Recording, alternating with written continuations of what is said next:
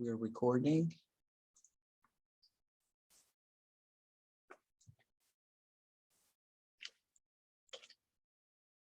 Okay. So thank you very much. I'm hoping the recording goes well. My name is Javier Birchenall.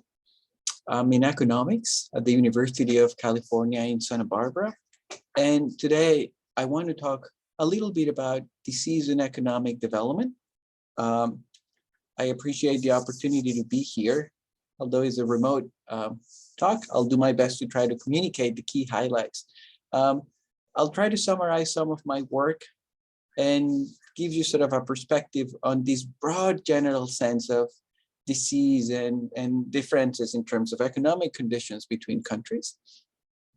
Now, sort of as a starting point, disease has been sort of accompanying people for a long, long time. We have archaeological evidence of disease. And we began looking at measurements of health and economic conditions sort of a little bit later in the 1750s. This is a historical picture in one of my papers that basically looks at life expectancy. Think of this as the number of years a typical person expects to live. And I was looking at sort of the world in a broad sense. The bars here indicate Sweden, France, and the UK. These are countries for which we have relatively good statistics early on. And as a benchmark, life expectancy in these countries in the 1850s, 1860s amount to about 40 years. When a typical person is born, they expect to live about 40 years only. What has been remarkable is, especially since the 1900s, life expectancies have increased markedly everywhere in the world. Data for less developed countries is less reliable, but you see over here that Brazil and Costa Rica are countries for which we have some statistics. Their life expectancies were way worse than life expectancies in the what now called rich or developed countries. But that at some point in time, the 1930s and 40s, they also made these remarkable gains. Now, the gaps today are much smaller. There's only one group of countries when you bring the HIV/AIDS that see sort of a flattening in life expectancies. But for most, we have seen a marked increase in longevity, both rich countries and poor countries. Now, one of the events that is going to mark your lives and my life is the COVID pandemic. And we know, and people have been telling us, and we've been living it. It has upended a lot of aspects of our normal lives. We think of COVID as being unprecedented, and in many ways it is. It has affected the way we work, the way we study, the way we have our students take classes and so on. And it also affected the way we socialize, even the way we buy different things. So part of my work and what I'll be discussing today is I want to think about events in the past and try to use that, especially the connection between economic conditions and health, to think about what we know, how we can move forward, and what aspects are going to be changing in terms of our lives when we think about sort of the post-COVID and pre-COVID life. And the way I'll do it is you'll see these little notes here that say lesson. I'm going to try to summarize what I studied, what I know, what I sort of feel a little bit confident in sharing as this is what we have learned. And let me start with the first lesson in a sense. And that is in the history that we have sort of in terms of recorded and even unrecorded history, we've seen many different diseases come and go. And COVID really is not the first pandemic or the first disease that has had profound impacts in the economy and society. There are countless examples, and I'll come back to some of those. So what we now see as normal is only the outcome of the past 100 years, where we managed to conquer most of the aspects related to infectious conditions. But throughout history, infectious disease has accompanied people since the beginning of time. Now, I'm linking economic conditions and disease. And the reason for that is because we think that good health is very valuable, economically speaking. In Spanish, there is a sentence, there's a set phrase that says, Salud, Dinero, Amor, basically meaning you want to have healthy life, you want money, and you want love. But notice that health shows up first. And for many people, health is the most important thing. You can be poor, but you know, if you have your health, that should be fine. Now, the claim that good health is economically valuable, you can validate in a very simple thought experiment, which is this. I have given you a picture about life conditions 300 years ago or more. What would you rather have? A rich life, meaning the wealth that we have in the world today, but the health conditions of the past. You could be rich but unhealthy, or think about it, the opposite, meaning you could be poor, like, you know, those countries were poor in the past 300 years ago, but having the health conditions that we have today. You can be poor but healthy, or rich and unhealthy. What I've seen throughout my classes and when I talk to people, generally this is a difficult choice. Most people have a hard time balancing. Do I want money but not good health? Or do I want to be healthy? It doesn't matter if I'm poor. The fact that we're having this tension, that we have to think about it, means we really value, economically speaking, health.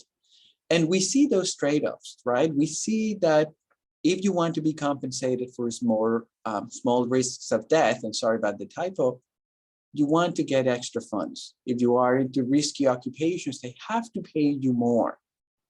Most of the time, that essentially means we want to be healthy.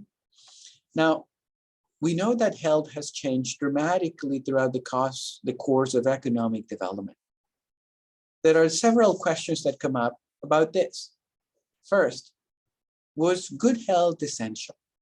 Is this fundamental, or is this an instrumental role? Do we really need to be healthy to see countries develop? Or is this a byproduct?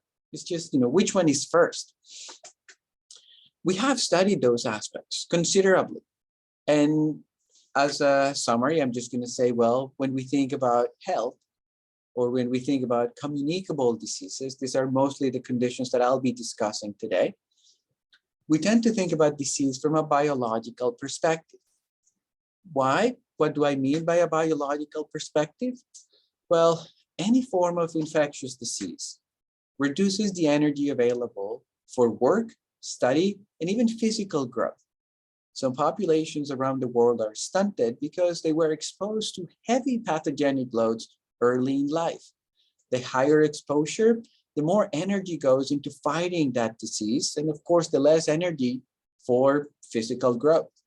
And we see those differences in height across populations and differences in the body mass index. So health indeed has a biological component, it's a big component. Now, to translate those biological differences into economic conditions, we think about measures of labor productivity and how those differences in health translate into productivity differences. And we know, again, as part of one of the lessons I'm giving you, is healthier workers tend to receive better wages. You may be puzzled for what do you mean? Even mechanically, if you have more sick days, you're working less. And indeed, we see that it's not just about sick days. We see on many dimensions that health has a positive outcome in economic conditions. So this is, let's say, the starting point. This is what we know, that we value health and that health matters. But this is where sort of we start seeing sort of my work tries to see a little bit more than that. Part of the reason is this. When we think about disease as a biological component, as a biological process, we think of this seeing individuals in isolation. One person gets sick, they stop working, they don't go to school, or if they go, they are less productive. What COVID has shown us is a lot of the times, infectious or contagious diseases rarely affect individuals in isolation. Throughout history, epidemic and endemic diseases have typically affected large groups of individuals. This means when we look at the effects of health, disease in general, in economic conditions, we need to move past that biological effect. And my work has been an attempt to move past that. So some of the lessons I want to give you is, when we think about health and economic growth, we expect to see social, not just individual responses. Now, if we consider social responses, that opens up a new set of questions. Some of those questions are, okay, how should society respond to disease? And I have framed it here in the context of spillovers. If you want to think about a spillover, think about contagion. How should society deal with the potential of contagion? That's a normative question. What should they do? There is also a more positive question, positive in the scientific sense, which is, how did they actually respond to disease in the past? Is there anything we can learn from history in terms of disease, society, and economic conditions? So as economists, we have worked on aspects of disease for a long time, and we have really good understanding of certain aspects that are aspects including the effect of early conditions for the new colonies and Europeans expanded around the world and how that impacted economic conditions, settlement, institutions, and so on. And we also know that there are particular cases like the tsetse fly that really limited social interactions. But the realm of disease, society, and economic conditions owes more to the work of historians who have identified disease as one of those disrupting forces in history.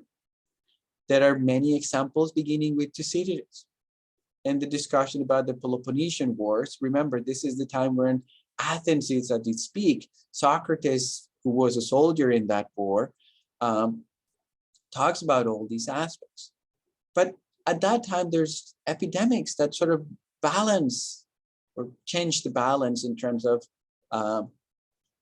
the Peloponnesian Wars. Remember, Pericles died from one of those diseases.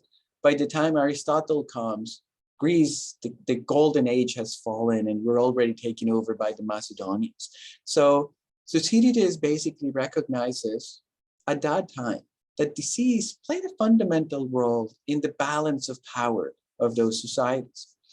There are more recent examples, of course, and William McNeill has a fascinating book called Plagues in People, where he sees disease sort of going through, the cracks of history, if you want.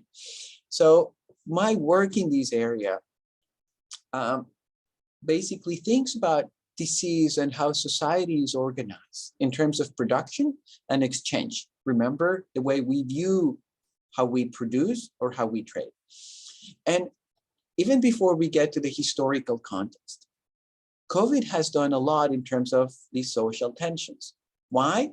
Well, a lot of the cost of health really fall or has been falling on older generations. That was very clear at the beginning. But most of the economic cost was basically paid by younger generations. We closed the schools for little kids and so on. This differential, this tension is a social aspect.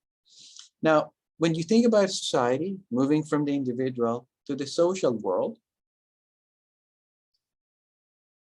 you want to think about how do you, build up. And the way I'm going to do it is I'm going to think about a sorting theory. Sorting here basically means when society is confronted with disease, of course, if we have a magic wand and we can make everyone healthy, we'll do it. But when we cannot, we have to order society in certain ways. We have to sort them in certain ways. That will become a little bit clear in a second. So the sorting aspect is really what matters. And what I'm going to conclude at some point is, look, indeed, healthier workers are better workers. They get paid more. That's the biological connection I mentioned. But there's something else. not only do we see responses at the individual level, at the social level, we see a different response. In societies, when they get constantly bombed with epidemic diseases, are going to be less productive overall. Total efficiency, the way we produce conditions, output in this economy is going to be very, very different. How different? Think of this as we could become 3 times more efficient if we could completely eliminate the scope of this contagion in the economy. I'll say a little more on the numbers and so some of that. That is thinking in terms of analytical aspects. What sort of theories do we need to bring into consideration?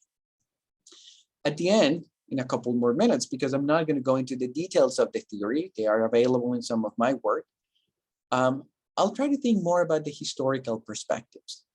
And the bottom line of the historical perspectives is this.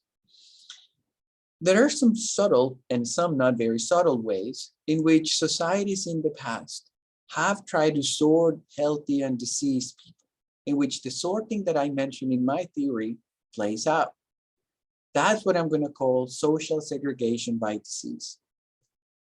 It's not direct. Often, and I'll show you why, these sorting mechanisms do not happen directly. You don't see people saying, we're going to split the world this way, but that's essentially what they are trying to achieve. And arrangements like the caste system, even the quarantines we have in the Middle Ages or the zoning restrictions, all are seemingly ways in which we can sort society across different groups. I'll give you more examples on this particular evidence. Now, theory. I don't want to spend too much time talking about the theory simply because it relies on a lot of mathematical formulations. I'll show you the slides without going into the details. You can find those in my work. But I want you to imagine is I'm going to construct a universe under my control in which I get to decide what society should do. Okay? It is my control. It is me who's designing this world. That's why we call it a theory. Imagine that we have a world, and this is again just an abstraction, in which there are different communities, and the communities are located in a line. Okay? And since I'm dealing with contagion, I'm going to have 2 types of people who are healthy and people who are not. And the healthy and the diseased are the only 2 possibilities in this economy. Because I want to think about social effects, I also need society to be organized socially for some purposes. For me, I'm going to have production and exchange these social activities, meaning on your own, you cannot produce. You're not self-sufficient to do everything you want. You have to rely on the butcher or you have to rely on the baker. You cannot do it on your own. So producing something, exchanging something are going to be social activities. Now, social requires more than 1 person. I'm going to keep it at a minimum and just look at 2 people. So the individual level is 1. The social level is going to begin with 2, and I'm going to build up with more. But everything has to be, at the beginning, done in pairs. Now, in this world, in this theory that I'm constructing, for health to have negative impacts, for the spillovers, for the contagion to happen, it must be possible for healthy and diseased individuals to get in contact. And the way I'm going to do that is I'm going to imagine a world where we're bumping into each other randomly. So if I have a world with 2 types of people where production is a social activity and social meetings happen at random, the main problem I have is how do I split my healthy and my not healthy, my diseased people across this line? And the bottom line, the conclusion that's going to come out from my theory is we think about these social effects of disease, they are manifested, they show up as social barriers. And these social barriers, which I'll discuss a little more, have a single purpose. They want to reduce social and economic interactions. Let me give you a simple picture of how the world looks like in this theory I'm constructing. So gamma, the Greek letter here, is going to be the fraction of healthy people I have. So 1 minus gamma is the fraction of unhealthy people. And the horizontal axis, which here has the label E and here has the label E, represent the cities. I told you, think of a city from 0 to 1. Now, the problem that I have, social problem that I have is, where do I want my healthy and my unhealthy people to be? And I have two extreme options. First, this is what we call an integrated world. Integrated means in every community in the line, I have a gamma fraction of healthy, 1 minus gamma fraction of unhealthy. Every community looks the same. I have integrated old people, and in every little city, I have the two types. The right-hand side is what we call the segregated assignment. And it means only in a fraction gamma of cities, of communities, I have healthy people. This 1 minus gamma, these are locations or cities where no healthy person is. These are where all the unhealthy people are.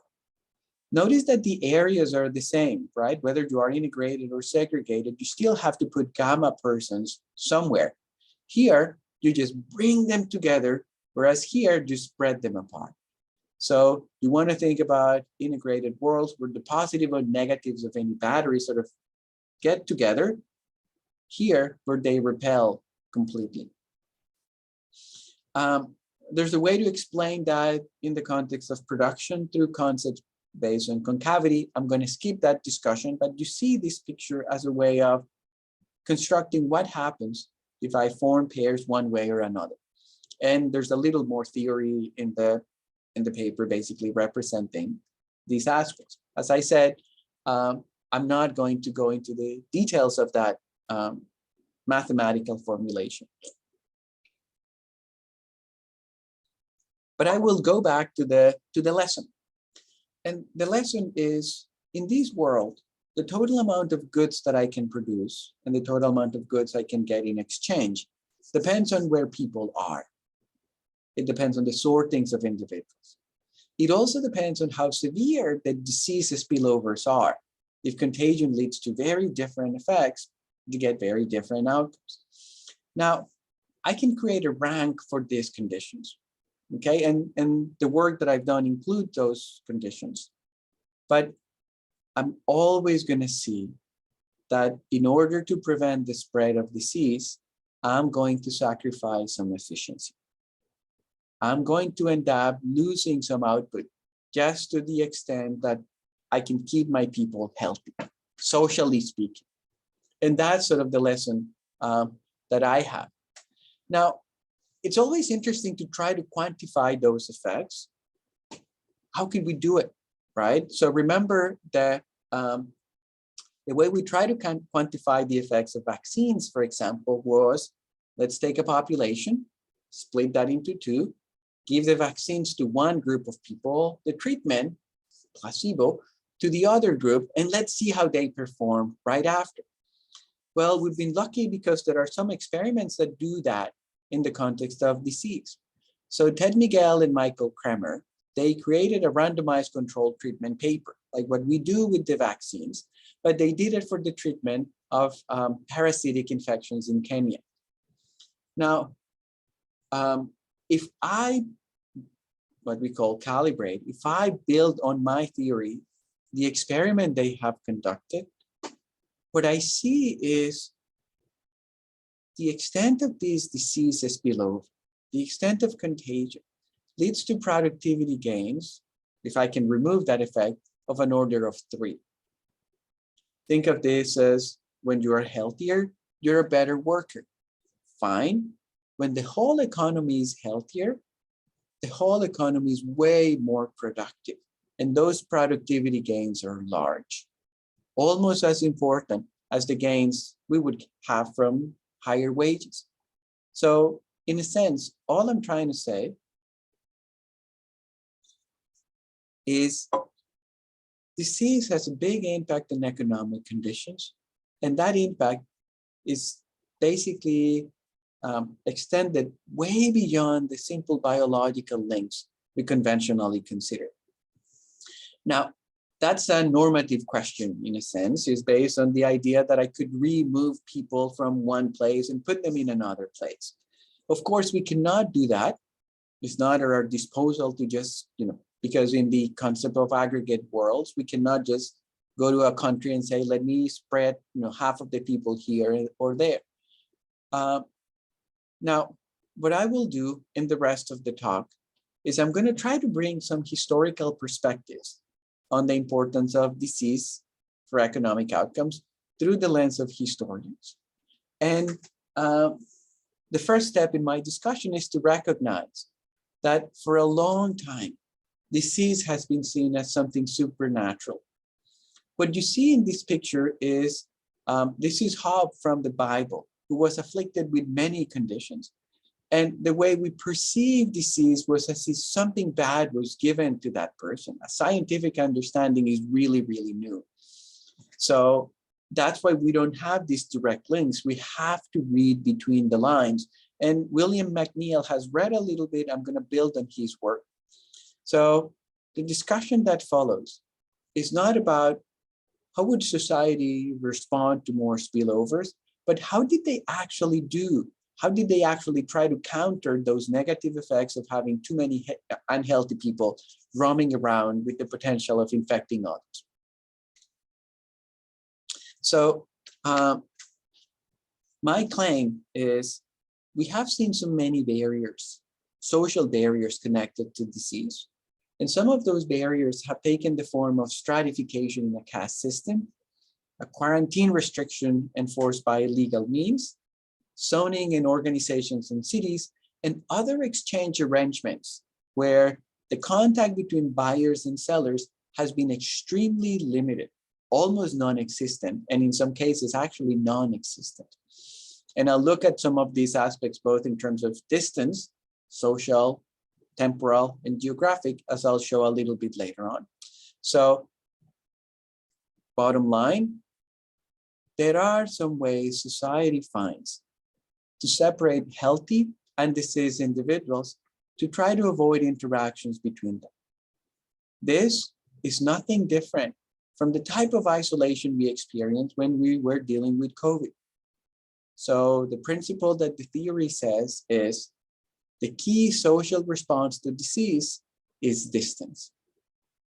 That distance and isolation is exactly what we see with COVID. The question is, clearly that's true today.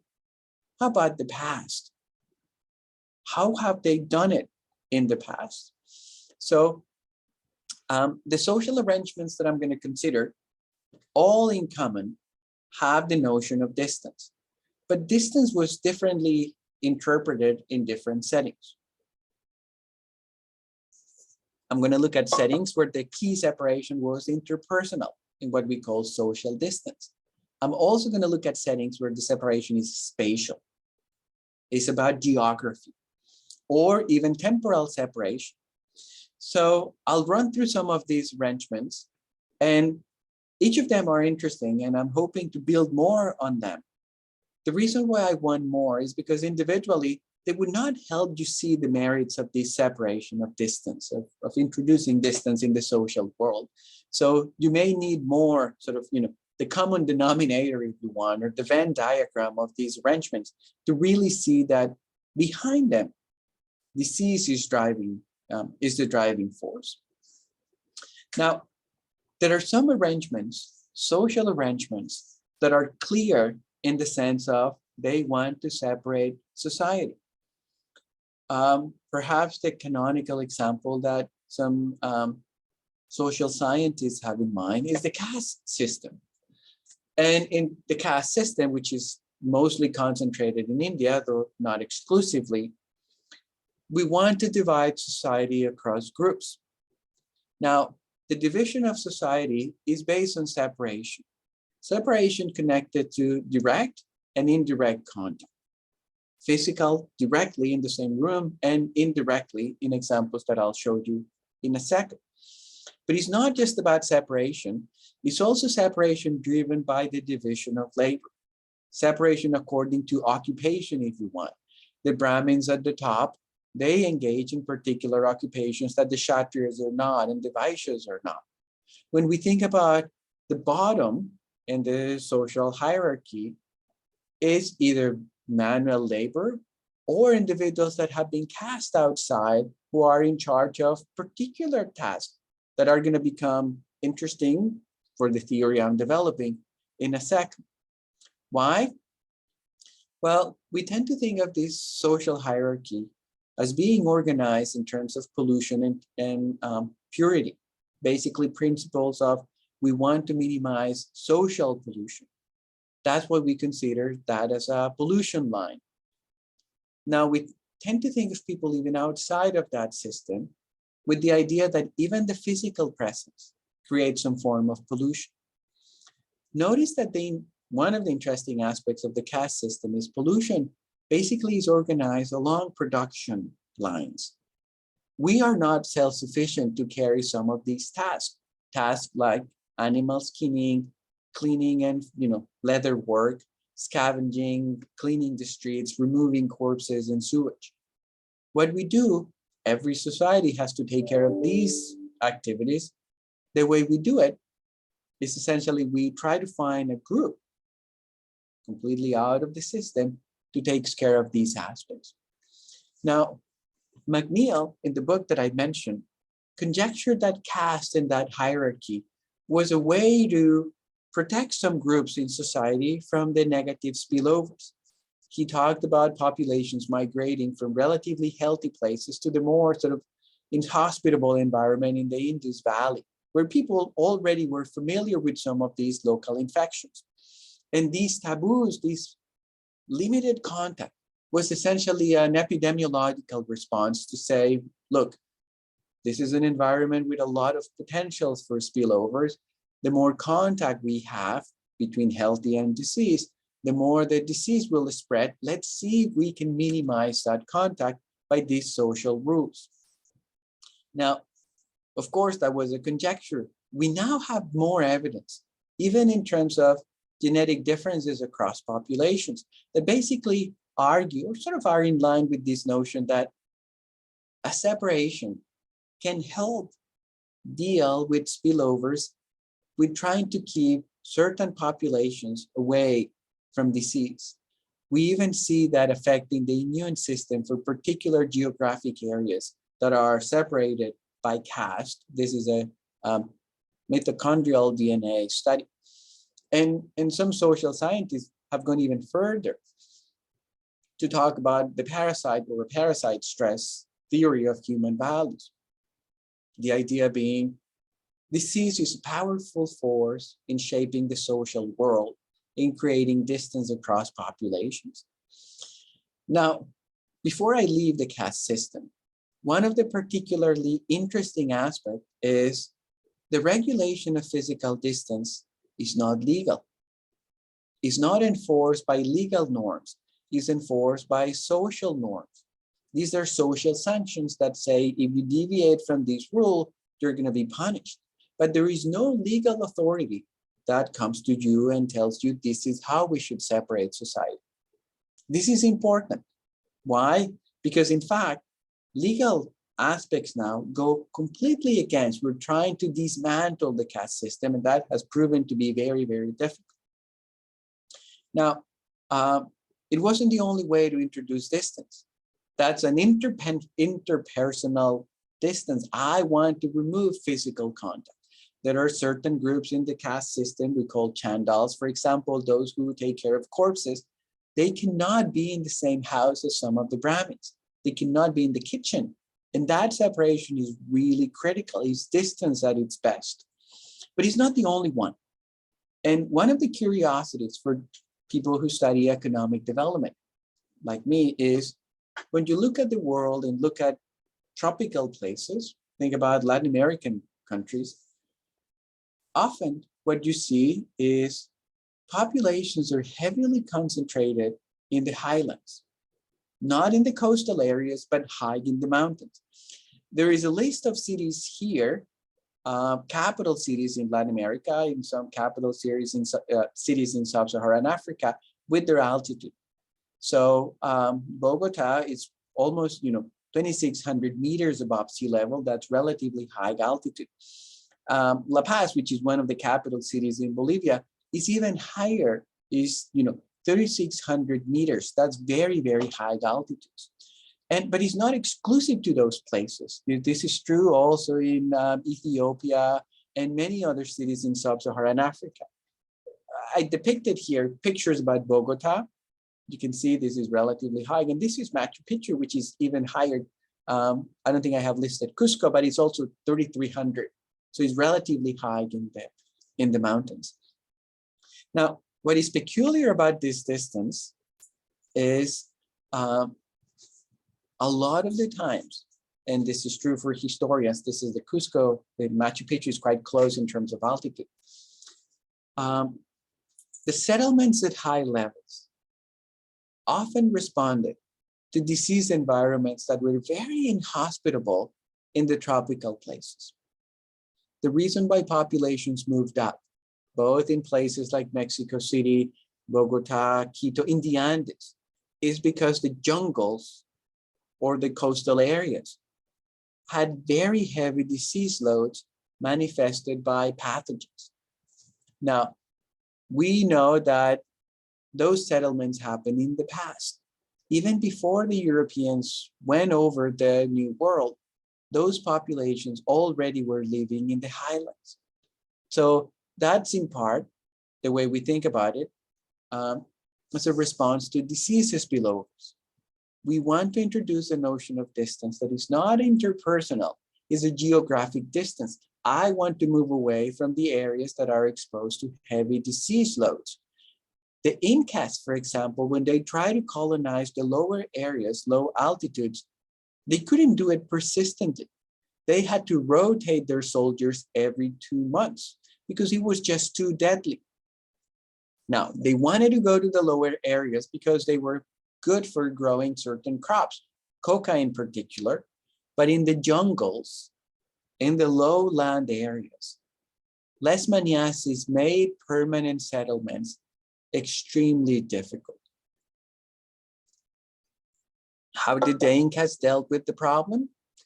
First, they relied on local populations. And on top of that, they only minimize, they try to minimize exposure to those areas. So there was a big divide, mostly determined by the prevalence of pathogenic diseases. This is a map of Latin America, and the altitude here basically is kind of a barrier where you cannot have exposure to those heavy diseases. And leishmaniasis was particular because it had additional effects in terms of being sick and also create deformities for populations infected. Now, I've talked about the caste system and I've talked about geography. The geographic link, the geographic distance, is not a distance introduced through social norms or legal norms. Is is enforced physically by geography. You don't want to go to low areas. Let me give you a third example, which is perhaps the most familiar now that we have gone through COVID. The picture you have over here on your right, it pictures the level spread of the Black Death. Plague came from Central Asia. It got to Kaffa. From Kaffa, got to Constantinople. And once it got to Messina in the Mediterranean, it spread all over Europe. The spread lines were very, very clear in terms of the routes of spread. In what sense?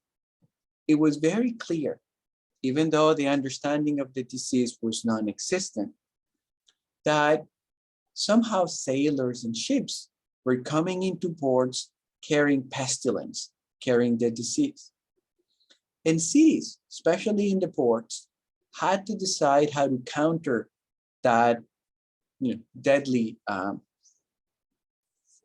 disease.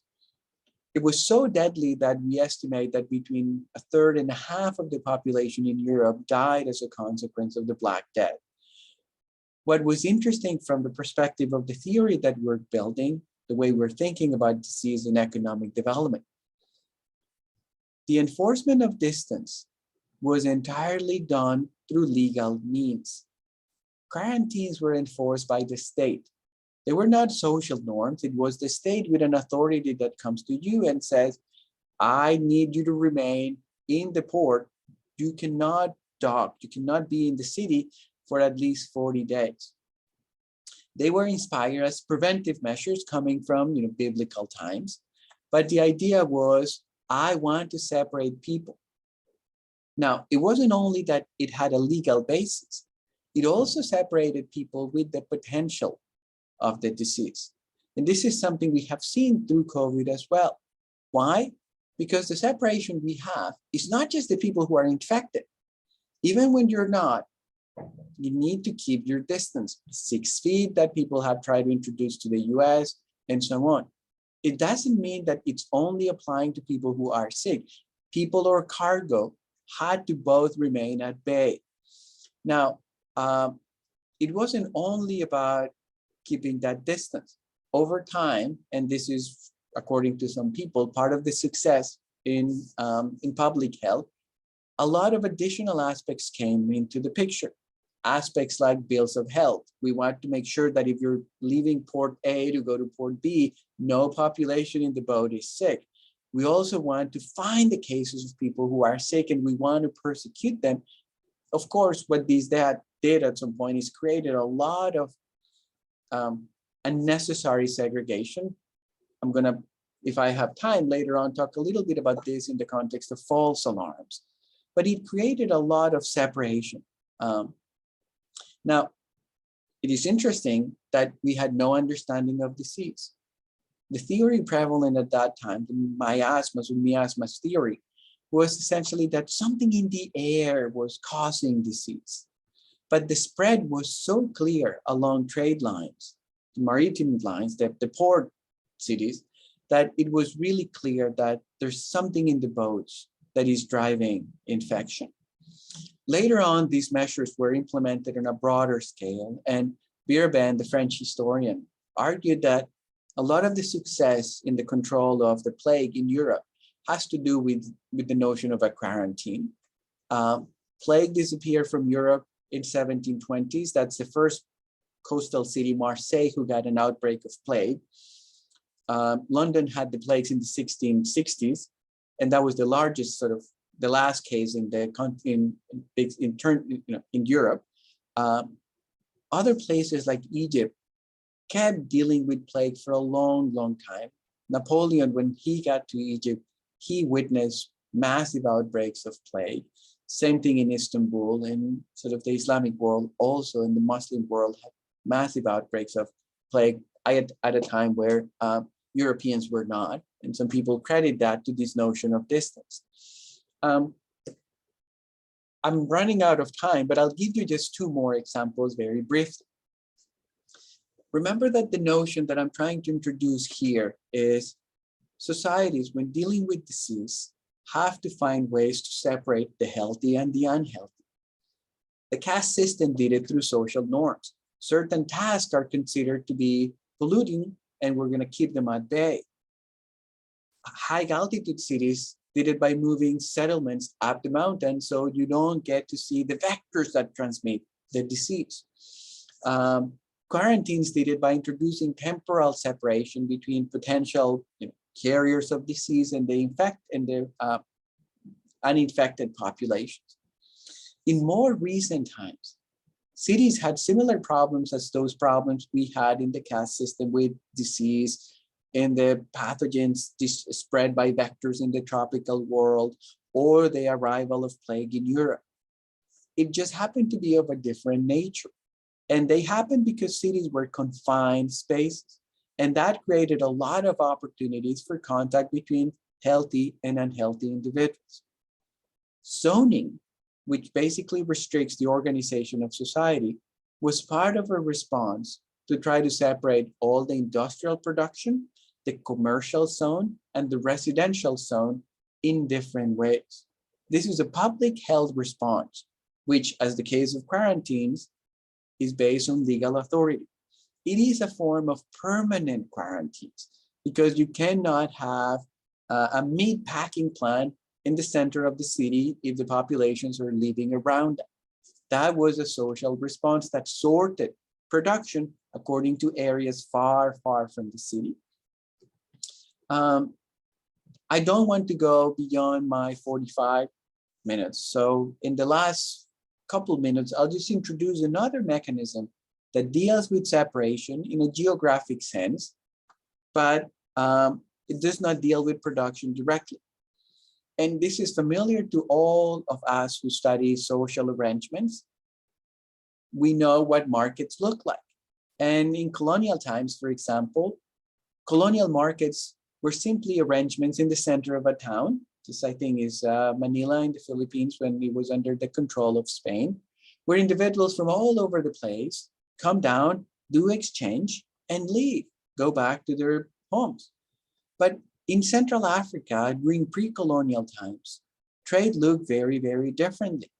And this is an account of how that trade differed. It's often called silent trade. Silent trade works like this. Two groups of individuals in two different towns have a common border. The group of individuals from town A, let's say, go to the border and line up the goods they want to trade, and then they retreat to their hometown. The group of individuals in B go to the border, inspect the goods they have along the border, and if they like them, they place their bets. They pay the gold or the goods if the exchange is in barter form, and then they retreat. When the group A comes back, they see their goods, they see the gold offers or the money they want for the goods. If this is a good offer, they take the gold and walk away, and group B comes back and retrieves the good. It's basically a sequential process where there is absolutely no interaction between buyers and sellers. It's the most anonymous form of trade, but it is a way of trade that, according to some historians, really tries to prevent the spread of disease by not having contact between people. We're familiar to going to the store and seeing friends and seeing people. These would be the extreme opposite. And it works in the same principles. And you see some quotes coming from the discussion that historians have. You don't want to go all the way. You basically stay at the border, do the exchange over there with the minimum set of physical contact. Now, the notion of distance has been the key organizing principle for how society should respond and how society did respond. Distance is interesting as a social arrangement, as a social response to disease. But it's also relevant for economic development because social distance is costly. It introduces very high cost to countries affected by disease. In what form? Social quarantines in the form of a caste system are still troubling in India, even though it's illegal to discriminate. Legal quarantines basically disrupted our normal life. Remember that supply side restrictions? That is a consequence of limiting trade. It is a response, and economic conditions are affected by those. Perhaps the best way to think about these long-term effects of distance and social arrangements is to think about what happened in Latin American cities. It's great to move to the highlands because you save on health. You avoid being exposed to pathogens that lurk in the tropical areas. But in a world that is integrated, in a globalized world, you have completely cut off from the rest of the world. Sending goods from the tropics to other areas became very expensive. Part of the reason why Latin America exported very high value goods, gold, silver, precious metals, even illegal drugs, is because it's really costly to send other goods to the rest of the world. Those effects, that disruption in trade, that extra cost in trading is an economic aspect that we owe in the view that we have advanced to disease. Now, I'll just take 1 minute to tell you about aspects that I'm not considering. Why?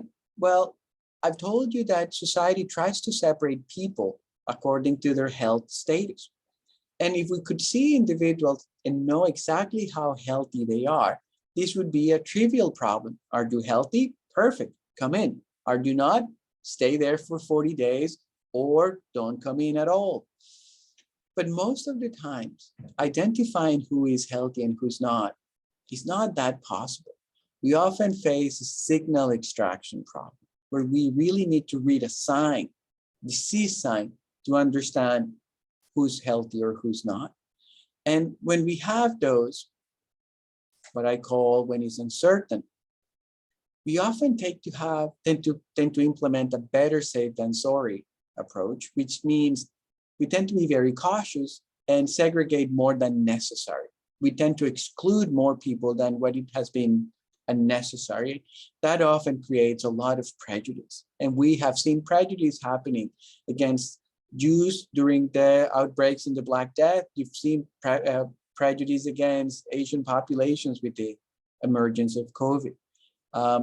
That is partly because our understanding still, even though it's scientific, wasn't perfect. We could not identify exactly who was sick and who was not. So let me conclude, and I'll just summarize some of the aspects that I've tried to cover today. We value health. Health is important, and we have gained tremendous numbers of years in terms of life expectancy. And when we thought that infectious diseases were behind us, we got hit by COVID. Now COVID is in the rearview mirror. We're sort of moving past that. We're looking back and say, okay, these are the lessons we got. But COVID was not the first pandemic, and it wasn't the first disease with profound impacts in society and the economy. Those diseases are impactful because we value health and because we know that healthier workers are better. But it's not just about the individual gains that healthier workers have. We also have a social aspect. Disease rarely affects people in isolation.